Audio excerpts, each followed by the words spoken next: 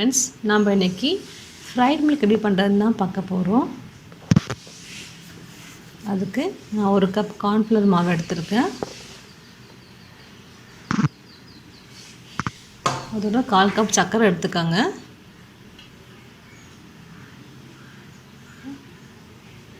ஒரு கப்பு பால் எடுத்துக்கோங்க. இந்த மாவு எடுத்த கப்லேயே நீங்கள் பால் எடுத்துக்கோங்க. கப்பு பால் நம்ம ஊற்றிக்கலாம். அதில்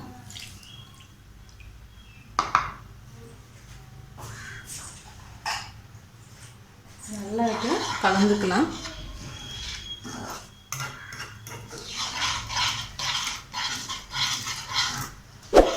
நம்ம அடுப்பில் வைக்கல, ஃபஸ்ட்டு கலந்துக்கலாம். ஏன்னா அடுப்பில் வச்சோம்னா கட்டி கட்டியாக ஆகிடும்.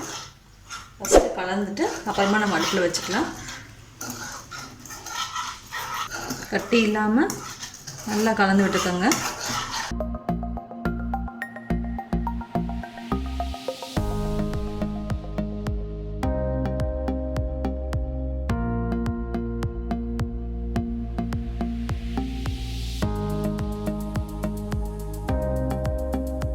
பாருங்கள், கட்டி இல்லாமல் நம்ம கலந்து விட்டுக்கிட்டோம். இப்போ நம்ம இதை அடுப்பில் வச்சுருவோம். நம்ம அடுப்பில் வச்சு நல்லா கலந்துப்போம்.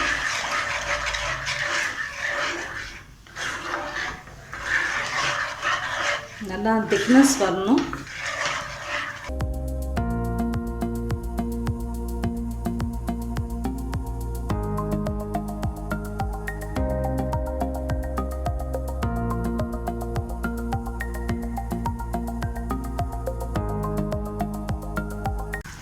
நல்லா திக்காகிட்டு வருது. இப்போ தான் நல்ல திக் கன்சிஸ்டன்சியில் நமக்கு கிடைக்கணும். அப்போ தான் நமக்கு அந்த கேக் பண்ண முடியும்.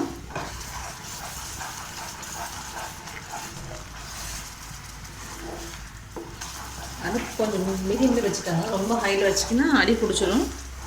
மீடியமில் வச்சு நீங்கள் இது பண்ணிக்கோங்க. நமக்கு கடாயில் ஒட்டாமல் வரணும். இன்னும் கொஞ்சம் நேரத்தில் நமக்கு எடுத்துடலாம். கடாயில் ஒட்டாமல் வர ஆரம்பிச்சிச்சு.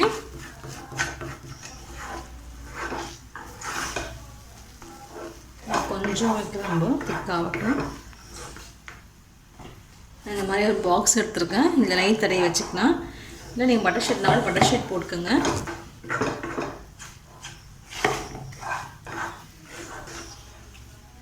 நல்லா திக்காகிடுச்சு. இப்போ நம்ம சைடு எடுத்துக்கலாம்.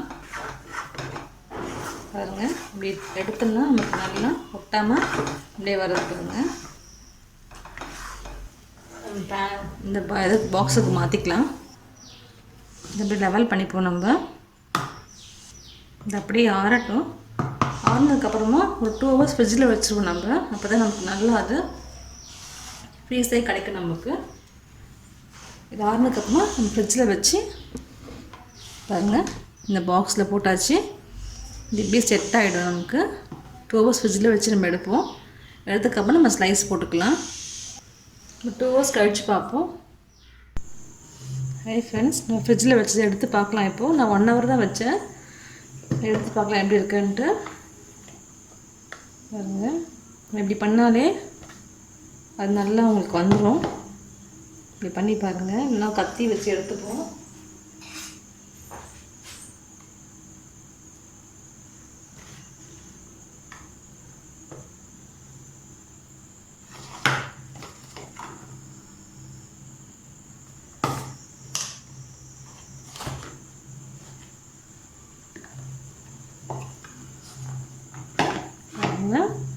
நம்ம இப்போ இதை ஸ்லைஸ் போட்டுக்கலாம்.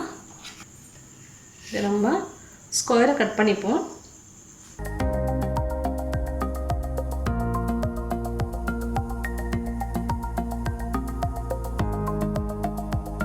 பாருங்கள், இதெல்லாம் நமக்கு ஸ்கொயராக கிடச்சிருச்சு. நம்ம எல்லாமே எடுத்து வச்சுக்கலாம். இப்போ இது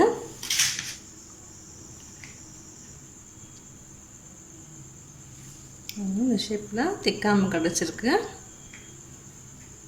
நான் ரொம்ப நேரம் ஃப்ரிட்ஜில் வைக்கல, 1 hour தான் வச்சேன்.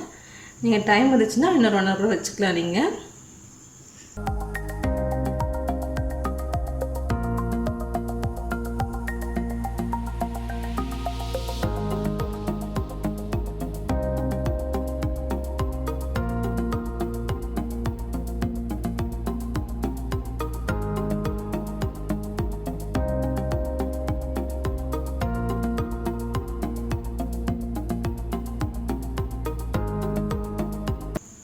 நான் சின்ன சின்ன பீஸஸாக போட்டுக்கேன் அதை.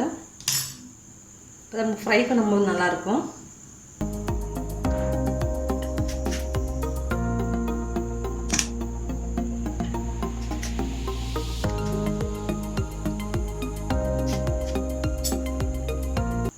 பாருங்கள் பீஸ் எல்லாம் ரெடி ஆகிடுச்சு. இப்போ நம்ம இதை டிப் பண்ணிக்கலாம். இப்போது நான் ஒரு சின்ன கப்பில் மைதா மாவு எடுத்திருக்கேன். மைதா மாவு நான் ஒரு 1/4 கப் மைதா மாவு எடுத்திருக்கேன். அதில் ஒரு ஸ்பூன் 2 ஸ்பூன் சர்க்கரை ஆட் பண்ணிக்கோங்க. கொஞ்சமாக தண்ணி ஆட் பண்ணிப்போம். நம்ம டிப்பிங்காக தான், நம்ம அதில் முக்கி எடுக்கணும், அதுக்காக தான். திக்காக கலக்கிக்கோங்க இதை.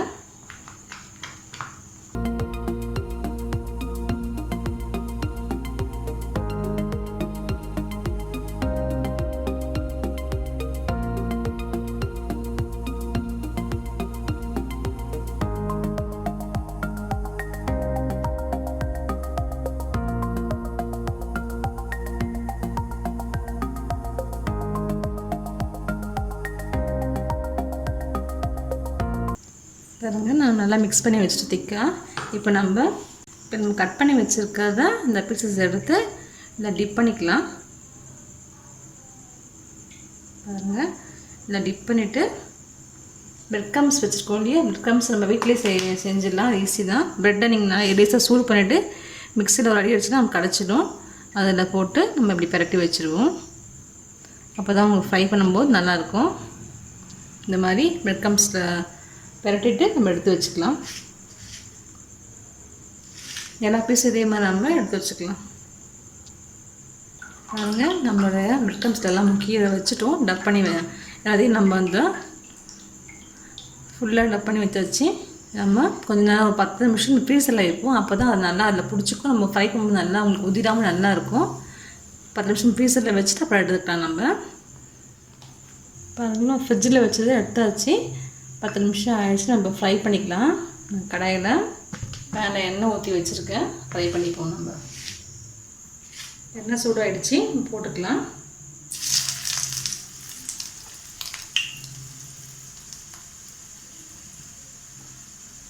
மீடியம் ஃப்ளேமில் வச்சுப்போம்.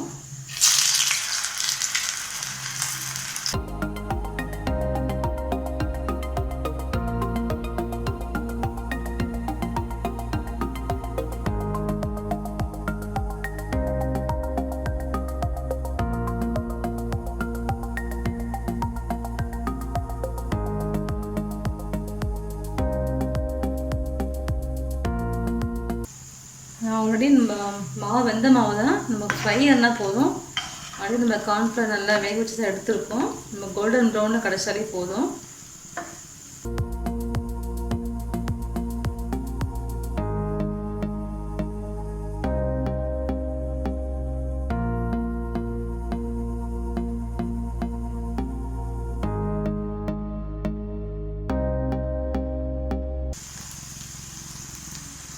நல்லா ஃப்ரை ஆகிடுச்சு. நம்ம எடுத்துக்கலாம். இப்போது நல்லா கோல்டன் ப்ரௌன் ஆகிடுச்சு நமக்கு. இப்போ எடுத்து வெளியில் வச்சுருவோம். நம்ம நம்ம அடுத்த பேட்சையும் போட்டுப்போம். பாருங்கள் நம்மளுடைய ஃப்ரைட் மில்க் கேக் ரெடி ஆகிடுச்சு. இது ரொம்ப ஈஸி தான். 3 பொருள் வச்சு நம்ம செஞ்சுருக்கோம். இது ஒன்றும் செலவே கிடையாது. இல்லை பால் தான் ஊற்றிருக்கோம். ரொம்ப கெடுதல் உடம்புக்கு. நீங்கள் ஈவினிங் ஸ்நாக்ஸ் செஞ்சு தரலாம். நல்லா பசங்க விரும்பி சாப்பிடுவாங்க. சிம்பிளான ரெசிபி தான். நீங்களும் ட்ரை பண்ணி பாருங்கள். உங்கள் கமெண்ட் சொல்லுங்கள். தேங்க்யூ.